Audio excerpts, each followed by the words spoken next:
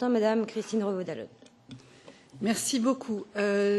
Tout d'abord, je voulais indiquer également que nous avons voté avec une très très large majorité la révision du livre blanc des transports et ce double principe d'utilisateur-payeur et de pollueur-payeur.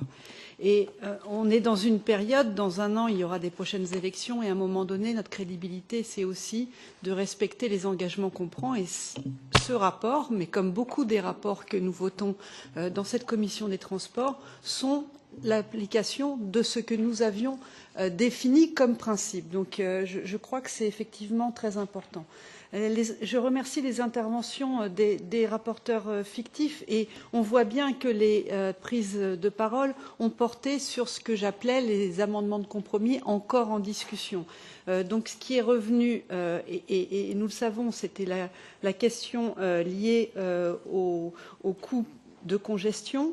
Alors, j'ai bien entendu que cela posait des difficultés pour un ou deux groupes en particulier. Il y a malgré tout un ensemble de groupes qui soutiennent cette proposition et qui, par ailleurs, je voulais le souligner, ça existe déjà dans un certain nombre de pays où il y a des tarifs différenciés selon le trafic qui existe et c'est quelque chose qui est totalement compris, accepté, dès lors qu'il est expliqué.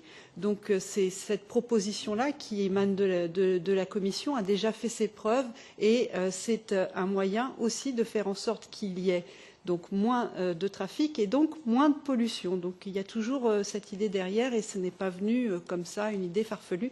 Non, vous pouvez la constater. Enfin, je connais un pays que je connais bien, en effet, Monsieur Liégeois, qui l'applique sur certaines de ses autoroutes. Sur la question des voies secondaires, le principe de subsidiarité des États membres reste, je l'avais dit dans mon propos introductif et donc je le redis, ce n'est pas une obligation de mettre en place un système de péage sur toutes les voies secondaires, mais bien les États membres qui le souhaitent, donc en respectant leur principe de subsidiarité, peuvent le faire, puisqu'on le sait qu'il y a un certain nombre de routes secondaires qui sont en réalité des routes qui sont utilisées. C'est une déviation pour surtout ne pas avoir à payer. Et comme le disait très bien Boguslav Liberadzki, sur ces voies secondaires qui sont utilisées comme en réalité des routes à péage, il y a les questions de sécurité. Et pour répondre donc à ce qui était indiqué sur comment on peut faire pour s'assurer qu'il y ait de la sécurité sur ces routes secondaires qui pourraient être soumises à péage, et bien précisément avec le fléchage de recettes sur lequel nous avons été nous sommes très largement en soutien et qui pourra permettre d'avoir cette acceptation aussi de payer. Tous les utilisateurs des autres modes de transport payent pour l'utilisation et la distance qu'ils parcourent.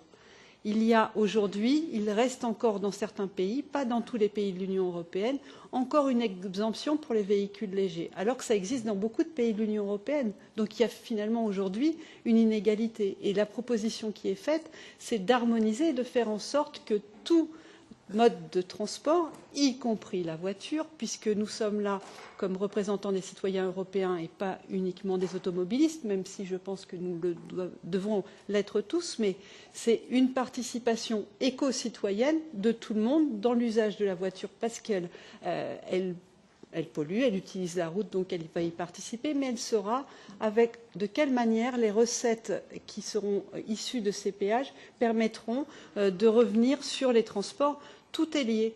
Faire en sorte que tous les véhicules soient pris en compte, mais faire en sorte aussi que les recettes qui sont obtenues aillent bien au système de transport. Sur la question de la différenciation entre les cars ou les bus et les camions, nous avons fait une différenciation dans le niveau de redevance concernant les cars et les bus pour bien prendre en compte le fait que c'est un service public et qu'il ne peut pas être au même niveau que les camions. Donc ça a été pris en compte. J'ai beaucoup entendu aussi le mot de taxe, donc je voulais vraiment être précise. Ce ne seraient pas des taxes, mais des redevances. Et des redevances dont l'idée, je le répète, et ça fait peut-être 4 fois dans mon propos que je le souligne, avec ce fléchage des recettes qui iront bien au transport. Ce sera une nouveauté, mais je pense, et Karima Delli l'a dit, et Dominique Riquet l'a également dit, il faut que nous ayons un Parlement européen très fort sur cette question-là pour vraiment avancer vers ce système et pour permettre qu'il y ait une compréhension et une acceptation de tous de ces points-là. Voilà les points qui étaient importants. Et en trilogue, oui, nous aurons besoin de montrer qu'il y a une forte majorité. Donc je vous remercie. Je vous donne rendez-vous à demain pour notre dernier trilogue sur ce dossier. Et puis je voulais en profiter pour remercier aussi mon assistant Samuel Bellet qui a aussi beaucoup travaillé avec les uns et les autres sur ce rapport.